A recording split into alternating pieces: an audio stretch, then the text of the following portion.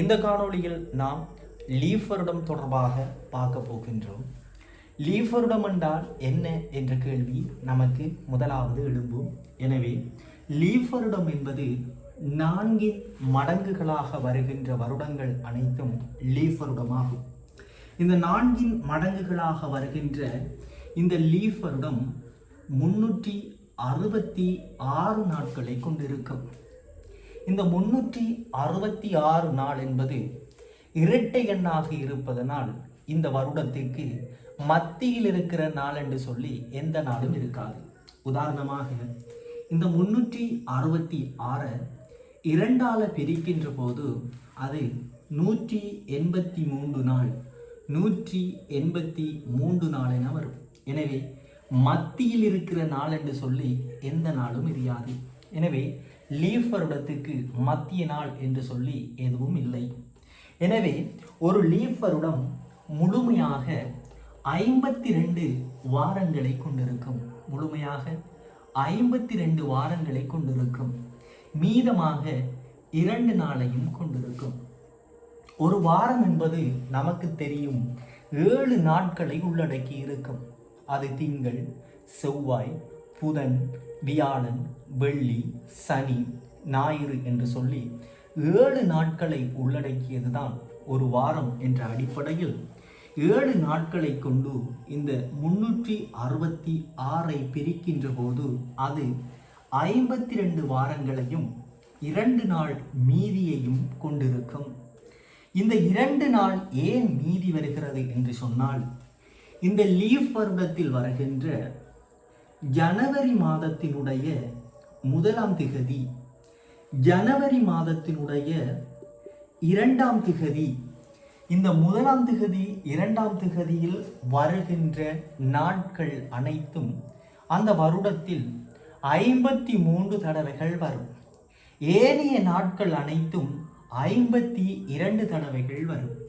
உதாரணமாக ஜனவரி 1ஆம் திகதி திங்கட்கிழமையாக இருந்தால் இந்த திங்கட்கிழமை அந்த வருடத்தில் 53 தடவைகள் வரும். 1ஆம் திகதி திங்கட்கிழமையாக இருந்தால் 2ஆம் திகதி செவ்வாய்க்கிழமையாக இருக்கும். எனவே இந்த செவ்வாய்க்கிழமையும் அந்த வருடத்தில் 53 தடவைகள் வரும். மீதமாக இருக்கின்ற 5 நாட்களும் 52 தடவை வரும். திங்களும் செவ்வாயும் போனால் புதன் 52 தடவைகள் வரும். வியாழன் 52 தடவைகள் வரும். வெள்ளி 52 தடவைகள் வரும். சனி 52 தடவைகள் வரும். ஞாயிறு 52 தடவைகள் வரும். எனவே ஒரு லீப் வருடத்தில் ஜனவரி 1ஆம் திகதி என்ன கிழமையோ அந்த கிழமை 53 தடவையும், 2ஆம் திகதி என்ன கிழமையோ அந்த கிழமை 53 தடவையும் வருவதனால் 2 நாட்கள் மேலதிகமாக இருக்கிறது. அந்த 2 நாள் தான் இங்கு மீதமாக இருக்கிறது. இது லீப் வருடத்தில் இருக்கின்ற சிறப்பம்சம். அடுத்து ஒரு லீப் வருடத்தில் மிக முக்கியமாக தெரிந்து கொள்ள வேண்டிய ஒரு விடயம், இந்த லீப் வருடத்தில் வருகின்ற ஜனவரி மாதம் 1ஆம் திகதி என்ன நாளாக இருக்கிறதோ, உதாரணமாக திங்களாக எடுத்துக்கொள்வோம். இந்த திங்கள் டிசம்பர் 30ஆம் திகதியும் திங்கட்கிழமையாக வரும். எனவே ஜனவரி 1ஆம் திகதி என்ன கிழமை வருகிறதோ அதே கிழமை டிசம்பர் 30ஆம் திகதியும் வரும். அதே போல ஜனவரி 2ஆம் திகதி செவ்வாய்க்கிழமையாக இருக்கும் பட்சத்தில், இது திங்கள் என்று சொன்னால் 2ஆம் திகதி செவ்வாய்க்கிழமையாக இருக்கும். செவ்வாய்க்கிழமையாக இருக்கின்ற போது அந்த செவ்வாய்க்கிழமை டிசம்பர் 31ஆம் திகதியும் அது செவ்வாய்க்கிழமையாக இருக்கும்.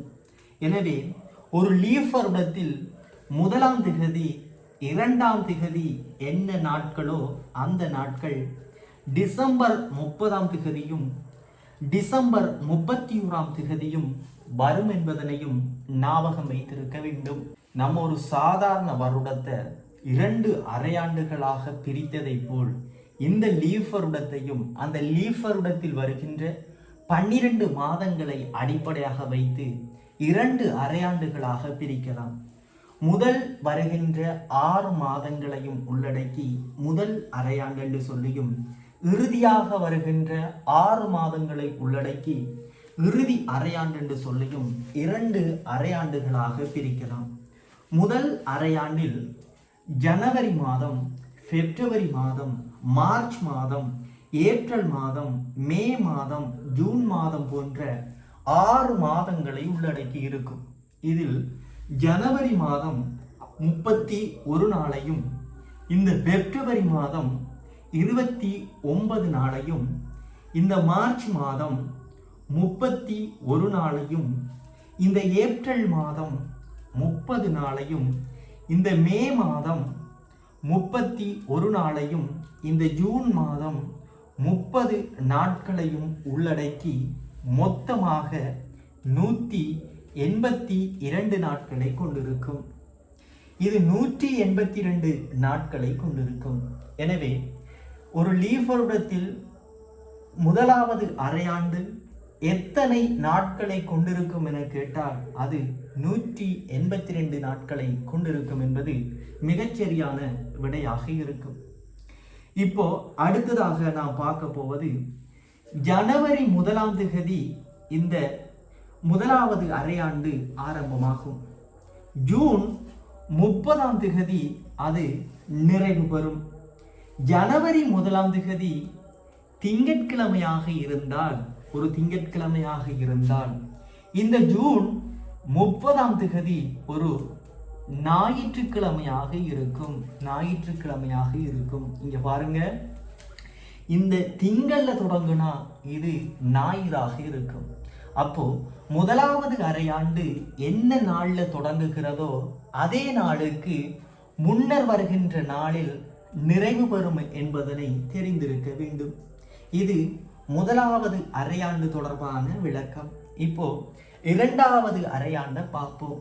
இரண்டாவது அரையாண்டு July, August, September, October, November, December என்று சொல்லி 6 மாதங்களை கொண்டிருக்கும். இதில் ஜூலை மாதம் 31 நாளையும், ஆகஸ்ட் மாதம் 31 நாளையும், இந்த செப்டம்பர் மாதம் 30 நாளையும், இந்த அக்டோபர் மாதம் 31 நாளையும், இந்த நவம்பர் மாதம் 30 நாட்களையும், இந்த டிசம்பர் மாதம் 31 நாட்களையும் உள்ளடக்கி மொத்தமாக 184 நாட்களை கொண்டிருக்கும். எனவே ஒரு லீப் வருடத்தில் இரண்டாவது அரையாண்டு 184 நாட்களை கொண்டிருக்கும் என்பது மிக தெளிவாக இப்பொழுது தெரிகிறது.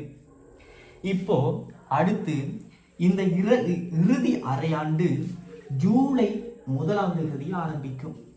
ஜூலை 1ஆம் தேதி ஆரம்பமாகி டிசம்பர் 31ஆம் தேதி நிறைவு பெறும்.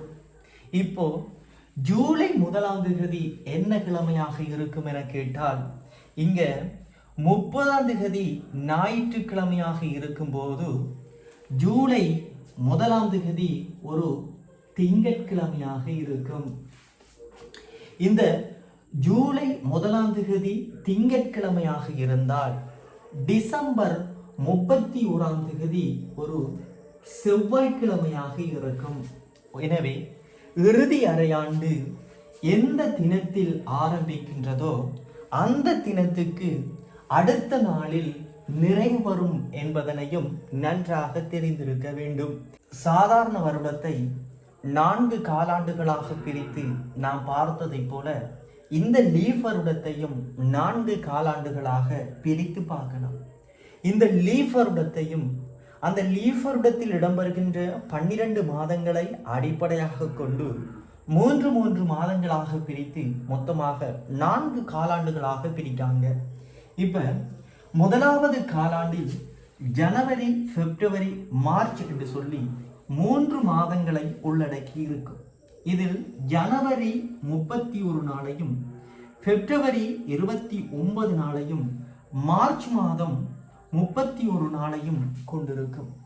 எனவே இந்த ஜனவரி மாதத்தில் வருகின்ற நாளையும் பிப்ரவரி மாதத்தில் வருகின்ற நாளையும் மார்ச் மாதத்தில் வருகின்ற நாளையும் கூட்டுகின்ற போது மொத்தமாக 91 நாளை கொண்டிருக்கும்.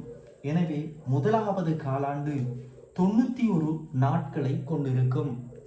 இப்போ முதலாவது காலாண்டு ஜனவரி 1ஆம் தேதி ஆரம்பமாகி மார்ச் 31ஆம் தேதி நிறைவு பெறுகிறது. எனவே ஜனவரி 1ஆம் தேதி திங்கட்கிழமையாக இருந்தால் இந்த மார்ச் 31ஆம் தேதி ஒரு ஞாயிற்றுக்கிழமையாக இருக்கும். முதலாவது காலாண்டு என்ன தினத்தில் ஆரம்பமாகிறதோ அதே தினத்திற்கு முதல் நாள் நிறைவு பெறும் என்பதனையும் ஞாபகம் வைத்திருக்க வேண்டும். இப்போ இரண்டாவது காலாண்டு ஏப்ரல் மாதம் 30 நாளையும் மே மாதம் 31 நாளையும் இந்த ஜூன் மாதம் 30 நாட்களையும் உள்ளடக்கி மொத்தமாக 91 நாட்களை கொண்டிருக்கும். எனவே இரண்டாவது காலாண்டும் ஏப்ரல் மே ஜூன் என்று சொல்லி 3 மாதங்களை உள்ளடக்கி அதில் வருகின்ற மொத்த நாட்களை கூட்டி மொத்தமாக 91 நாட்களை இரண்டாவது காலாண்டும் கொண்டிருக்கிறது. இப்போ முதலாவது காலாண்டினுடைய இறுதி நாள் ஞாயிற்றுக்கிழமையாக இருக்கின்ற போது இந்த இரண்டாவது காலாண்டினுடைய ஏப்ரல் 1ஆம் தேதி ஒரு திங்கட்கிழமையாக இருக்கும். எனவே இரண்டாவது காலாண்டு ஏப்ரல் 1ஆம் தேதி திங்கட்கிழமையில் ஆரம்பமாகி ஜூன் 30ஆம் தேதி ஞாயிற்றுக்கிழமையில் நிறைவு பெறுகிறது. எனவே இரண்டாவது காலாண்டும் எந்த தினத்தில் ஆரம்பமாகிறதோ அந்த தினத்துக்கு முதல் நாளில் நிறைவு பெறும் என்பதனை தெரிந்திருக்க வேண்டும்.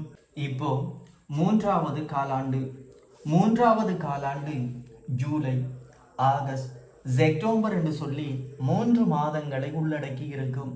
இந்த ஜூலை மாதம் 31 நாளையும் இந்த ஆகஸ்ட் மாதம் 31 நாளையும் இந்த செப்டம்பர் மாதம் 30 நாளையும் உள்ளடக்கி இருக்கும். மொத்தமாக 92 நாட்களை கொண்டிருக்கும். எனவே மூன்றாவது காலாண்டினுடைய மொத்த நாட்கள் 92 நாட்களை கொண்டிருக்கும்.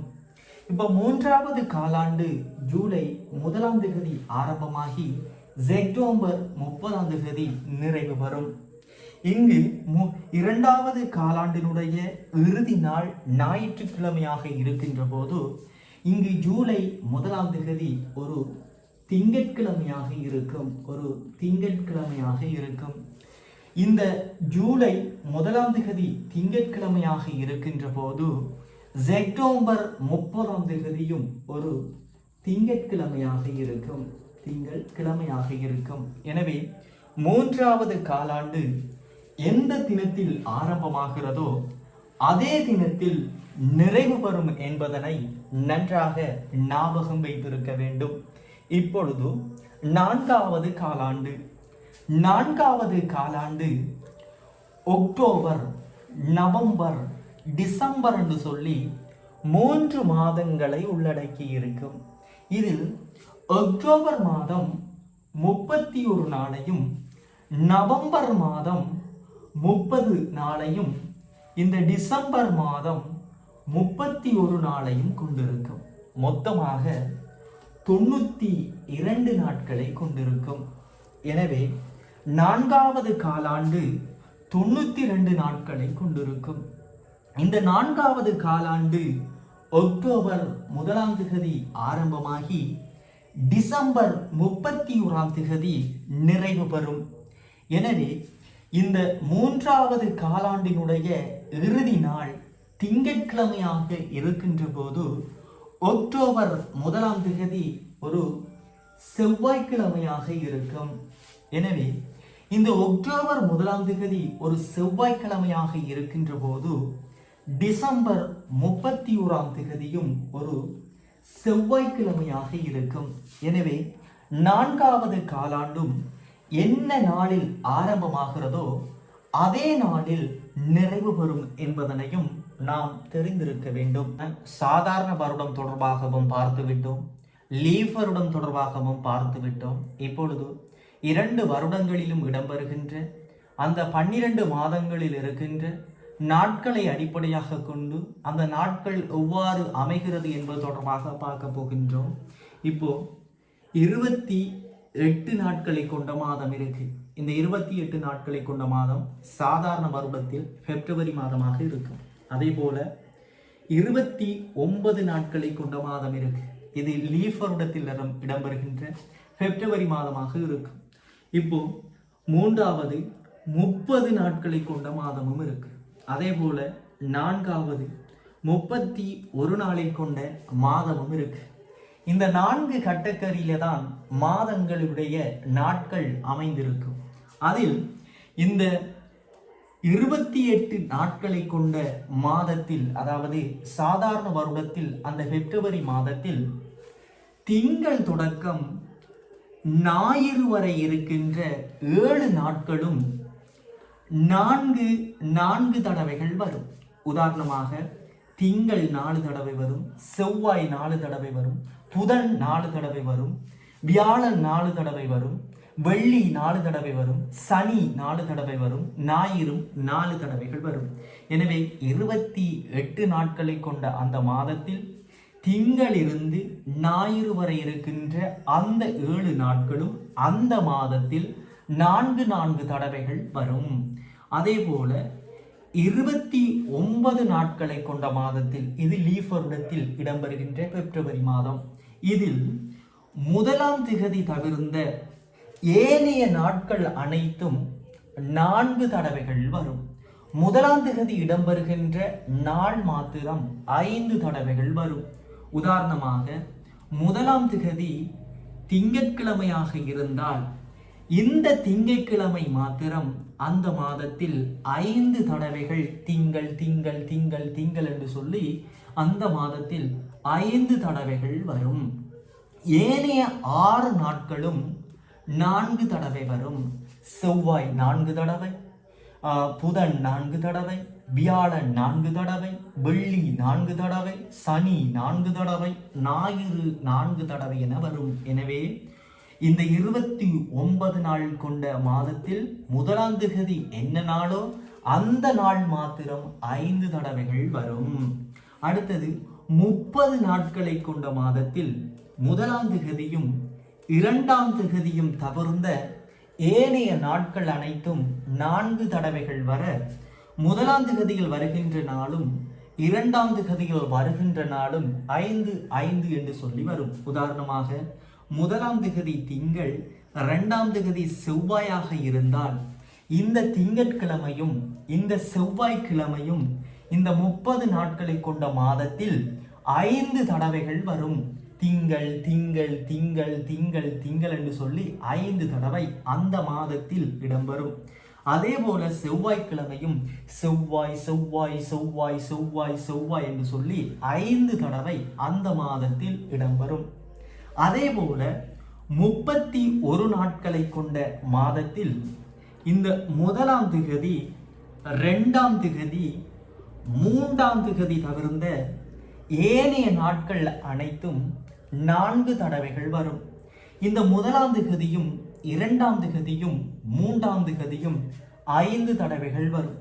உதாரணமாக 1ஆம் திகதி திங்கள், 2ஆம் திகதி செவ்வாய், 3ஆம் திகதி புதன்கிழமையாக இருக்கின்ற போது இந்த திங்கட்கிழமை திங்கள் திங்கள் திங்கள் திங்கள் திங்கள் என்று சொல்லி இந்த 31 நாளை கொண்ட மாதத்தில் 5 தடவைகள் திங்கட்கிழமை இடம்பெறும். அதே போல செவ்வாய்க்கிழமையும் 5 தடவைகள் வரும். புதன்கிழமையும் 5 தடவைகள் வரும். இது 31 நாளை கொண்ட மாதத்தில். இந்த சாதாரண வருடம் லீப் வருடத்தை தாண்டி எமக்கு எம்முடைய தேசிய அடையாள அட்டையினை அடிப்படையாக கொண்டும் ஒரு சில வினாக்கள் கேட்கப்படலாம். இலங்கையை பொறுத்தவரையில் ஆரம்பத்தில் வழங்கப்பட்ட தேசிய அடையாள அட்டை இலக்கம் 9 இலக்கங்களை கொண்டிருந்தது. 2016 ஆண்டுக்கு பிறகு எமக்கு வழங்கப்படுகின்ற தேசிய அடையாள அட்டை இலக்கம் 12 இலக்கங்களை கொண்டிருக்கிறது. உதாரணமாக 96 15 64 0 69 V என்று சொல்லி ஒரு தேசிய அடையாள அட்டை இருக்கிறது. இந்த தேசிய அடையாள அட்டையினுடைய இலக்கத்தை எண்ணி பார்க்கின்ற போது 1 2 3 4 5 6 7 8 9 இலக்கங்கள் இருக்கிறது. எனவே இது ஒரு பழைய தேசிய அடையாள அட்டை இலக்கம். இங்கு V என்ற எழுத்து பொறிக்கப்பட்டிருக்கிறது. இந்த V என்ற எழுத்து எதை குறிக்கிறது என்று சொன்னால், ஒருவர் வாக்களிக்கும் தகுதியை பெற்றிருக்கிறார் என்பதனை இந்த V என்ற எழுத்து குறிக்கிறது. அவர் வாக்களிக்கும் தகுதியினை பெறவில்லை என்று சொன்னால் இங்கு H என்ற எழுத்து போடப்படும். இப்போ இந்த 9 இலக்கங்களையும் முதல் 2 இலக்கங்கள் நாம் பிறந்த ஆண்டினுடைய இறுதி இலக்கமாக இருக்கிறது. உதாரணமாக 1996 ஆண்டு பிறந்திருந்தால் இந்த 1996 ஆண்டினுடைய இறுதி 2 இலக்கமான 96 என்ற இலக்கம் முதல் 2 இலக்கமாக இந்த தேசிய அடையாள அட்டையில் இடம்பெறும். அடுத்து இருக்கின்ற 3 இலக்கம் நாம் பிறந்த நாளையும் பாலினத்தையும் குறிக்கும். அதாவது நாம் எத்தனையாம் நாள் பிறந்திருக்கின்றோம், ஆனா பெண்ணா என்பதனை குறிப்பதுதான் இந்த இருக்கிற 3 இலக்கம். உதாரணமாக நாம் 50வது நாளில் பிறந்தால் 50 என்றும், நாம் 100வது நாளில் பிறந்தால் 100வது என்று சொல்லியும் அதில் நாட்களுடைய எண்ணிக்கை போடப்படும். அதே போல இந்த 3 இலக்கங்களும் பாலினத்தையும் குறிக்கிறது. ஒரு ஆணாக இருந்தால் அது 001 ஆரம்பமாகி 366 இலக்கங்களுக்குள் இருக்குமானால் அவர் ஒரு ஆண் என்பதனை அடையாளம் காணக்கூடியதாக இருக்கும். அதே போல இந்த இலக்கங்களுடன் 500 என்ற எண்ணை கூட்டுகின்ற போது அது பெண்ணாக இருக்கும். உதாரணமாக ஒரு பெண் முதலாம் நாள் பிறந்தால் இந்த முதலாம் நாளுடன் 500 கூட்டுகின்ற போது அது 501 என்ற இலக்கத்தை காட்டும். எனவே 501 என இலக்கம் பொறிக்கப்பட்டு இருந்தால் அது பெண்ணாக இருக்கும். எனவே ஆண் என்பது 1 இருந்து 366 இருக்கும். பெண் என்றால் அந்த பிறந்த நாளிலிருந்து 500 கூட்டி வரும். இதுதான் ஆணையும் பெண்ணையும் கண்டுபிடிப்பதற்கான நமது தேசிய அடையாள அட்டையில் பொறிக்கப்பட்டிருக்கின்ற இலக்கங்கள். பின்பு இருக்கின்ற 3 இலக்கங்களும் அந்த வருடத்தில் பதியப்பட்ட நபர்களினுடைய எண்ணிக்கையை குறிக்கிறது. இறுதியாக இருக்கின்ற ஒரு எண் ஒரு கட்டுப்பாட்டு எண் என்று சொல்லி இருக்கிறது. இப்போ இந்த இலக்கத்தை எண்ணி பார்ப்போம். 1 2 3 4 5 6 7 8 9 10 11 12 இலக்கங்களை கொண்டிருக்கு. இந்த 12 இலக்கங்களை கொண்டிருப்பது நவீன தேசிய அடையாள அட்டை இலக்கம். இது 2016 ஆண்டுக்கு பிறகு வழங்கப்படுகின்ற தேசிய அடையாள அட்டை இலக்கம். இப்போ இந்த தேசிய அடையாள அட்டை இலக்கத்தில் முதல் இடம்பெறுகின்ற இந்த 4 இலக்கங்களும் அவர் பிறந்த ஆண்டை முழுமையாக குறிக்கிறது. இப்ப அவர் 1996 ஆண்டு பிறந்திருக்கிறார் என்பதனை குறிக்கிறது.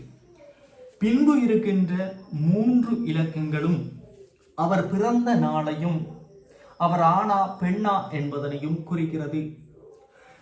இந்த இருக்கின்ற 4 இலக்கங்களும் அந்த ஆண்டில் பதியப்பட்ட நபர்களுடைய எண்ணிக்கையை குறிக்கிறது. இறுதியாக இருக்கின்ற ஒரு இலக்கம் அது கட்டுப்பாட்டு இலக்கத்தை குறிக்கிறது. இவ்வாறுதான் பழைய தேசிய அடையாள அட்டை புதிய தேசிய அடையாள அட்டை என இனங்கண்டு இதனூடாக சில வினாக்களும் கேட்கப்படலாம். எப்படி ஆண்கள் யார், பெண்கள் யார் என கேட்கலாம். அவர் எத்தனையாம் ஆண்டு பிறந்திருக்கிறார் என கேட்கலாம். அந்த ஆண்டில் பதியப்பட்ட நபர்களுடைய எண்ணிக்கை என்ன என கேட்கலாம். இவ்வாறான வினாக்களும் கேட்கப்படுகிறது.